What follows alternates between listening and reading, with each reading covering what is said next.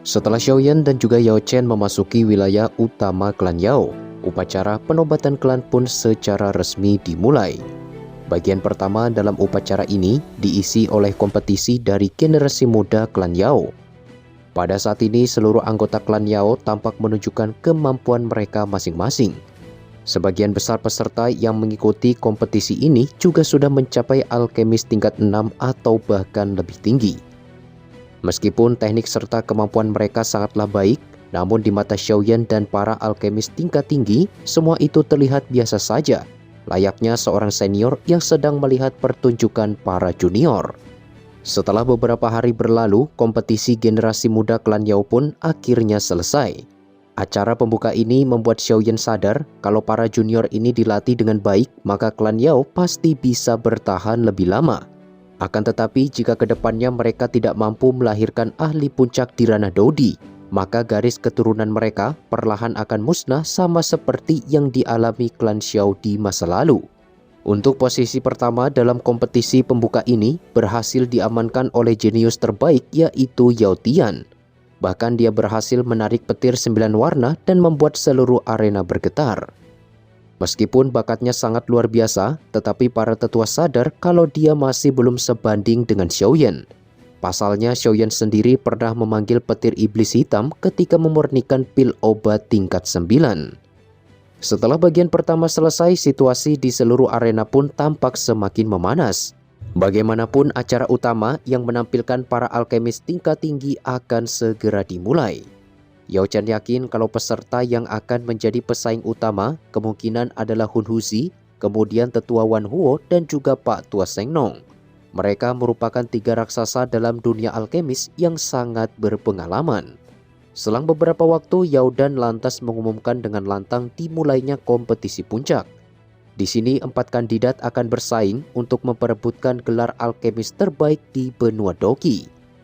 Begitu suara Yao Dan menyebar, para kandidat pun segera memasuki arena dengan penuh percaya diri.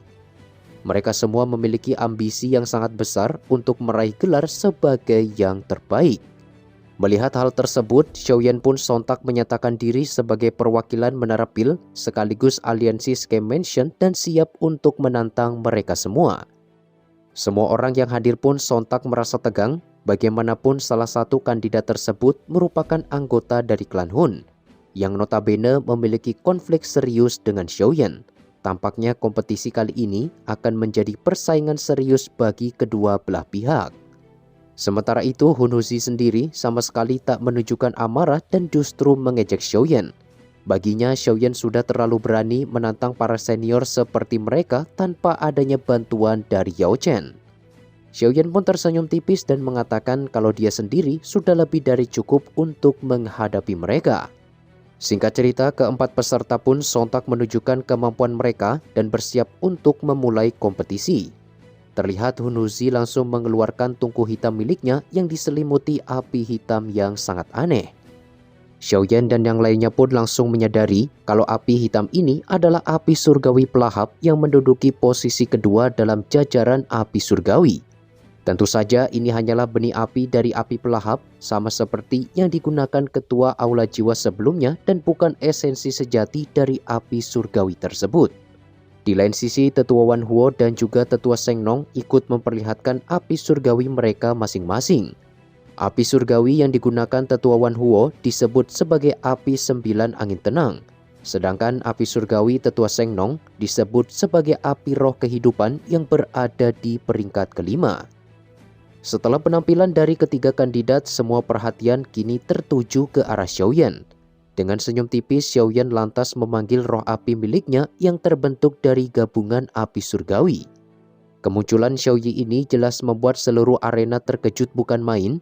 Bagaimanapun setelah roh api terbentuk, hal itu menandakan bahwa kemampuan pengendalian api sudah hampir mencapai tahap sempurna. Bahkan para alkemis tingkat tinggi sekalipun tidak akan mampu mencapai tingkatan tersebut. Tatapan Hun Huzi pun seketika berubah menjadi suram. Selama bertahun-tahun, klan Hun sudah mengincar api pemurnian iblis, namun siapa sangka api surgawi tersebut justru jatuh ke tangan Xiaoyan. Melihat situasi yang semakin memanas, Yao Dan pun segera memerintahkan para kandidat untuk memulai proses pemurnian. Dalam sekejap, keempat peserta pun mengerahkan kemampuan mereka masing-masing dan perlahan memurnikan bahan obat yang tak terhitung jumlahnya. Selama proses ini berlangsung, aroma obat yang sangat kaya pun menyebar ke setiap sudut arena. Dengan adanya bantuan Xiao Yi, proses pemurnian obat yang dilakukan oleh Xiao Yan menjadi jauh lebih cepat dan stabil. Penampilan ini secara alami membuat para jenius dari klan Yao akhirnya sadar betapa besar jarak antara mereka dengan Xiao Yan. Bahkan Yao Tian, sang juara pertama dari generasi muda, hanya bisa terdiam dengan ekspresi suram. Setelah proses pemurnian selesai, Xiao Yan lantas menyatukan setiap esensi yang terbentuk ke dalam kuali obat dan bersiap untuk memulai proses selanjutnya. Di saat yang bersamaan, Hun Huzi juga tampak menyatukan setiap cairan yang sudah dimurnikan dan memanggil energi alam yang tersebar di antara langit dan bumi. Badai energi yang sangat besar pun seketika terbentuk dan masuk ke dalam kuali obat miliknya. Fenomena ini sontak membuat para tetua dari klan Yao menyadari kalau Hun Huzi sepertinya sedang meracik pil misterius tingkat 9 yang hanya bisa dibuat dengan menyerap energi alam. Tidak mau kalah, tetua Wan Huo dan tetua Seng Nong juga melakukan hal yang sama. Tampaknya mereka bertiga sudah memutuskan untuk menyempurnakan pil tingkat 9 legendaris. Melihat hal itu, Xiao Yan pun ikut bertindak dan segera memanggil energi alam ke dalam kuali obat miliknya, dan menyebabkan badai energi yang jauh lebih kuat dari 3 kandidat lainnya. Persaingan ketat yang terjadi di atas arena ini secara alami membuat seluruh alkemis yang hadir dipenuhi ketegangan yang luar biasa. Siapa sangka mereka akan menyaksikan 4 alkemis terbaik sedang menyempurnakan pil obat tingkat 9 secara bersamaan. Fenomena ini merupakan sesuatu yang belum pernah terjadi dalam sejarah benua Dogi. Di lain sisi, Yao Dan, sang kepala klan Yao, tampak mengamati fenomena yang terjadi di langit. Berdasarkan penglihatannya yang tajam, dia bisa melihat bahwa keempat kandidat ini memiliki resiko yang sangat besar. Bagaimanapun, pil tingkat 9 yang ingin mereka sempurnakan membutuhkan kekuatan alam yang sangat dahsyat. Terlebih seluruh energi alam yang ada di wilayah klan Yao ini sama sekali tak cukup untuk menopang terbentuknya 4 pil tingkat 9 tersebut secara bersamaan. Oleh sebab itu, Yao Dan yakin kalau mereka semua kemungkinan besar akan gagal dan menyebabkan kompetisi berakhir seimbang. Sebaliknya, para penonton yang tidak memiliki penglihatan setajam Yao Dan hanya bisa bersorak penuh semangat ketika melihat fenomena luar biasa tersebut. Di lain sisi, Yao Chen juga tampak cemas dengan kondisi Xiao Yan. Mengingat pil misterius tingkat 9 ini sangatlah sulit untuk bisa disempurnakan. Pada saat yang bersamaan, 4 pilar Dogi pun seketika terbentuk di atas arena dan menghisap seluruh energi alam secara brutal ke dalam kuali obat mereka masing-masing. Bahkan daya hisap yang ditimbulkan terasa akan merebut seluruh Dogi yang ada di dalam tubuh setiap orang, dan menyebabkan para ahli yang hadir segera menjauh dari arena kompetisi. Selama 3 hari penuh, proses penyerapan pun terus berlangsung tanpa henti dan menyebabkan wilayah obat klan Yao seketika layu dan kehabisan energi alam. Para tetua klan Yao pun segera bertindak dan memasang formasi pelindung di sekitar ladang obat mereka. Jika tidak, kemungkinan seluruh puncak gunung ini akan benar-benar berubah menjadi padang tandus karena proses pembentukan 4 pil tingkat 9 tersebut. Tak lama kemudian, 4 pilar energi yang menutupi arena pun menghilang secara tiba-tiba dan membuat keempat peserta memasang wajah serius. Seperti yang diperkirakan Yao Dan sebelumnya, keempat pil yang berada di dalam kuali kini baru memasuki tahap embrio setengah jadi, meski telah menghabiskan seluruh energi alam dalam radius ribuan kilometer. Tampaknya tidak akan ada yang berhasil keluar sebagai pemenang karena sudah kehabisan energi alam untuk menyempurnakan pil tersebut. Namun di sini Hun Huzi justru tertawa aneh sembari membentuk beberapa segel tangan. Dalam sekejap, 3 lubang hitam pun muncul di atas kuali miliknya dan menyerap secara paksa energi alam yang sudah dikumpulkan oleh 3 peserta lainnya. Tentu saja tetua Wan Huo dan juga tetua Seng Nong tak terima dengan tindakan ini. Namun sayang, api surgawi mereka sama sekali tak berdaya ketika menghadapi kekuatan pelahap dari api surgawi milik Hun Huzi.